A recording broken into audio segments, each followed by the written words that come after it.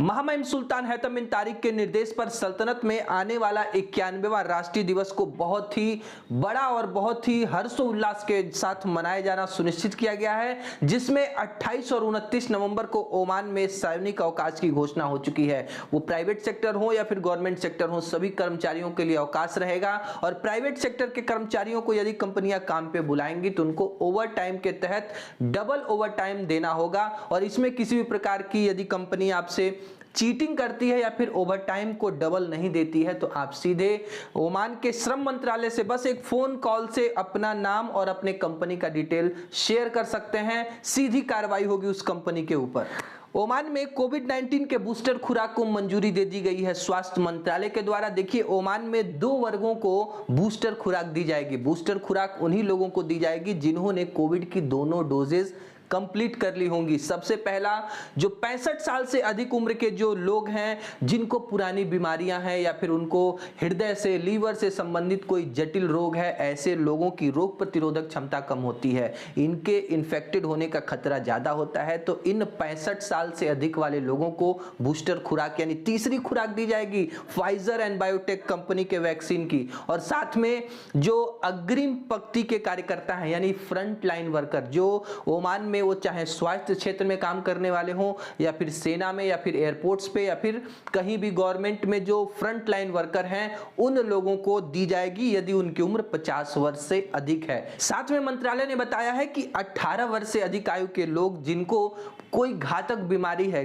हृदय, kidney, liver, ऐसी गुर्दे से संबंधित कोई बीमारियां हैं, हाई बीपी है, डायलिसिस से गुजर रहे हैं, ऐसे लोगों को भी कोविड वैक्सीन की तीसरी डोज देना सुनिश्चित करेगा मिनिस्ट्री ऑफ हेल्थ। और देखिए, मंत्रालय की तरफ से एक वेबसाइट और एक नंबर जारी हुआ है। यदि आप कोविड का तीसरा डोज लेते हैं और किसी भी प्रकार की आपको परेशानी होती है, कुछ भी आपको सिम्टम दिखते हैं, तो सीधे आप मिनिस्ट्री ऑफ हेल्थ को इस पे कॉल करके इन्फॉर्म कर सकते हैं। मिनिस्ट्री ऑफ हेल्थ ने पिछले 3 दिनों का आंकड़ा जारी करते हुए बताया है कि 4, 5 और 6 नवंबर को सल्तनत में टोटल 36 नए कोविड मामले दर्ज हुए।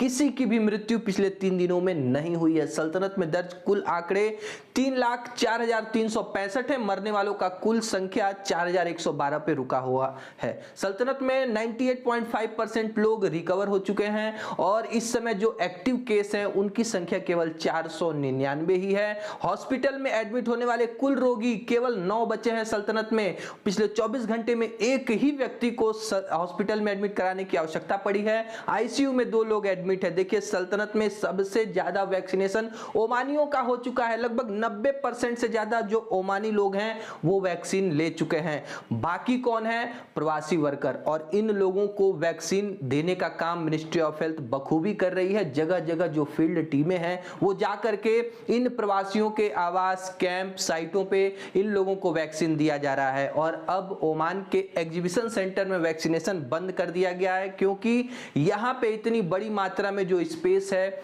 वो वैक्सीन के लिए खुला हुआ था, लेकिन अब इतना ज्यादा वैक्सीनेशन बाकी नहीं है। तो छोटे छोटे जो स्वास्थ्य केंद्र हैं वहां पे वैक्सीनेशन के कार्यक्रम चलाए जा रहे हैं। उनके विरासत और पर्यटन मंत्रालय ने सभी होटलों और प्रतिष्ठानों के लिए कोविड-19 के खिलाफ जो नए उपाय हैं वो जारी कर दिए हैं। यानी कि जो प्रोटोकॉल है वो पहले की तरह हो जाएंगे। यानी कि एक होटल में लगभग 50% की क्षमता के साथ वे बुकिंग कर सकते हैं। कहीं आप शादी, फंक्शन, पार्टी आयोजित करते हैं तो उसमें 50% की क्षमता के साथ ही लोगों को इनवाइट किया जा सकता है।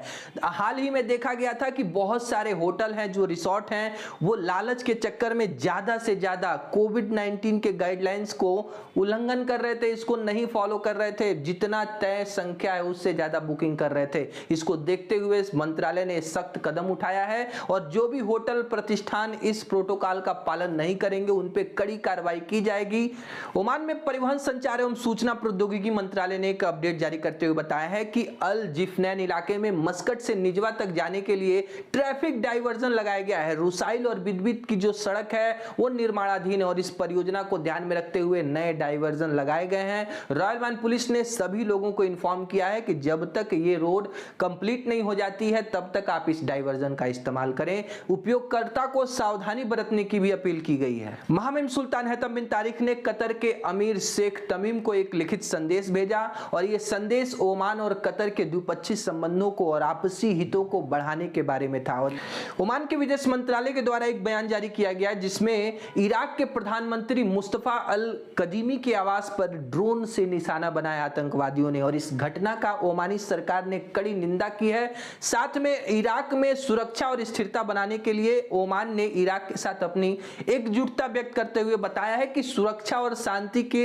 जो भी आप रास्ते अपनाएंगे, ओमानी सरकार हमेशा आपके साथ रहेगी। रविवार को ओमान की रॉयल एयरफोर्स और ब्रिटिश एयरफोर्स के बीच डोफार गवर्नमेंट के एयर ट्रेनिंग जोन में जो संयुक्त युद्धाभ्यास है वो शुरू हो चुका है, और इस युद्धाभ्यास का एक कोड नेम दिया गया है जिसका नाम है मैजिक कारपेट 2021। जी हां, 18 नवंबर तक चलने वाले इस अभ्यास में जो हवाई परीक्षण से संबंधित जो अनुभव है, एक दूसरे सेनाएं आपस में आदान प्रदान करें।